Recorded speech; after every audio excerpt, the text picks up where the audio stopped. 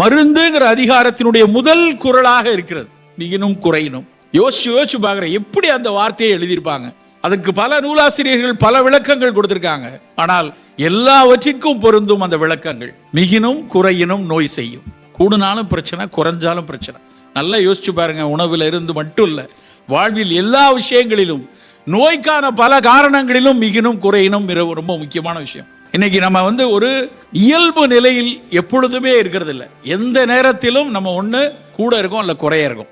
நல்லா யோசிச்சு பார்த்தா இந்த பேலன்ஸ் அப்படிங்கிற ஒரு விஷயம் குறைந்து கொண்டே வருகிறது. நம்முடைய வாழ்க்கையில நிதானமா இயல்புத்தன்மையோடு பார்க்கக்கூடிய விஷயத்திலிருந்து விலகி விலகி போறதுதான் பல நோய்களுக்கும் பல உளவியல் சிக்கல்களுக்குமே காரணம்.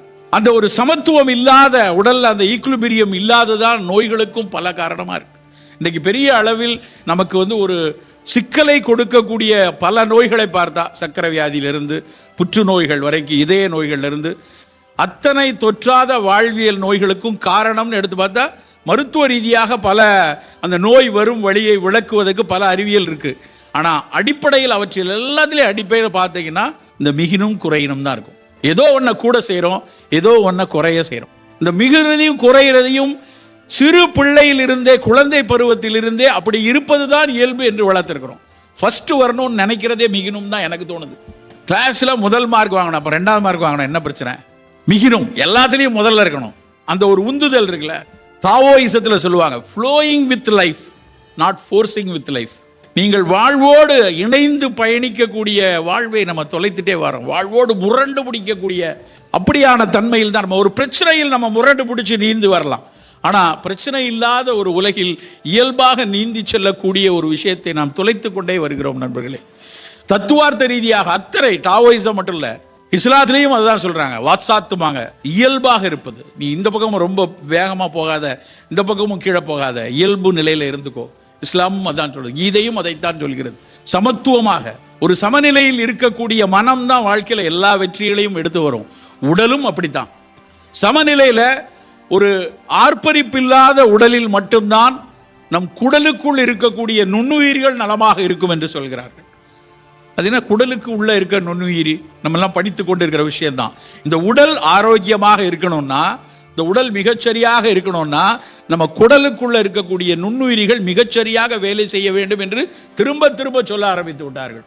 ஆங்கிலத்தில் கட் பயோம் அப்படிம்பாங்க. சிறுகுடலுக்குள்ள நமக்காக கோடானு கோடி நுண்ணுயிர்கள் வேலை செய்து கொண்டிருக்கிறது. எப்படி இந்த தரைக்கு கீழே, மண்ணுக்கு கீழே நாமெல்லாம் நலமாக இருக்க வேண்டும் என்பதற்காக சத்தம் இல்லாமல் கோடானு கோடி நுண்ணுயிரிகள் வேலை செய்து கொண்டே இருக்கு. மண்புழுவிலிருந்து ஆரம்பிச்சு ஏராளமான பாக்டீரியாக்களும் வைரஸ்களும் பூஞ்சைகளும் சரியாக இருப்பதனால்தான் நம் கொய்யாப்பழம் இனிப்பாக இருக்கிறது, இளநீர் இனிப்பாக இருக்கிறது. நெற்கதிர்கள் நிறைய கதிர்களை கொடுப்பதற்கு நாம் போடும் உரங்களும், நாம் பாய்ச்சும் தண்ணீரும், நாம் பரிமாறக்கூடிய விஷயங்கள் மட்டுமல்ல நண்பர்களே, அந்த நுண்ணுயிர்கள் மிகச்சரியாக வேலை செய்யணும். அதனால்தான் நம்மாழ்வார் போன்றவர்கள் திரும்ப திரும்ப தயவு செய்து அந்த நுண்ணுயிரிகளை கொன்று குவித்து விடாதீர்கள். நான் உரம் போடுறேன், நான் பூச்சிக்கொல்லியை போடுறேன்னு போட போட அந்த நுண்ணுயிர்கள் எல்லாம் காலியானதனுடைய விளைவு தான் கோவிட் மாதிரியான நோய்கள் வந்ததுக்கான மிக அடிப்படையான காரணம். என்ன சார், கோவிடுக்கு அதுக்கு என்ன சம்பந்தம்? அது ஏதோ சீனாக்காரன்லாம் கொண்டு விட்டான், பல பேர் நம்ம நினைத்து கொண்டு இருக்கிறோம். நண்பர்களே, அப்படி அல்ல. மனிதனை மையப்படுத்திய உலகம், ஆந்த்ரோபோசென்ட்ரிக் அப்படிம்பாங்க ஆங்கிலத்தில். அந்த உலகமே, இந்த பிரபஞ்சமே எனக்காக படைக்கப்பட்டது அப்படின்னு நினைச்சு, நான் நல்லா சட்டை போடணும், நல்ல நல்ல ருசியான சாப்பாடு சாப்பிடணும், நான் மிகச்சிறந்த வாழ்வினுடைய எல்லா சௌகரியங்களையும் அனுபவிக்க வேண்டும் என்று இந்த சூழலை சிதைக்க தான் இந்த ஜூனோட்டிக் வைரஸ் என்கிற விலங்குகளிலிருந்து மனிதனுக்கு வரக்கூடிய வைரஸ்கள் பெருகி பெருகி அதில் முதலாவதாக நம்மை மிகப்பெரிய அளவில் சிக்கலில் உண்டாக்கியது கோவிட். அடிப்படை காரணம் நம்முடைய ஒரு அங்கேயும் மிகினும் தான். பெரும் பாய்ச்சல்கள், இயல்பா இருக்க முடியல. நம்ம இன்னும் வேணும், இன்னும் காந்தி சொல்லுவார், இந்த உலகத்தில் எல்லா விஷயங்களும் மனிதனின் தேவைக்கேற்ற, it will give all your need but not for your greed. அதுதான் காந்தி சொன்ன விஷயம். தேவைகளுக்கு எத்தனையோ இருக்கீங்க, ஆனா தேவைக்கு அதிகமா நமக்குடைய சௌகரியங்கள், நம்முடைய குதூகலங்களுக்காக கொள்ளையடித்ததனுடைய விளைவுதான் பல்வேறு சூழலியல் மாசுக்கள் சேர்ந்து இந்த சூழலியல் வன்முறைகள்னால தான் இப்படியான கோவிட் மாதிரியான சிக்கல்கள் வந்தது. அவை எப்படி நம்ம தரைக்கடியில் இருக்கக்கூடிய நுண்ணுயிர்களை சிதைத்ததோ அதே மாதிரி நம்ம சாப்பாட்டில் தினம் தினம் சாப்பிடக்கூடிய விஷயத்துல நாம் கொஞ்சம் மிகுவதால் ஏற்படக்கூடிய முதல் பிரச்சனை குடல் சார்ந்த விஷயம்.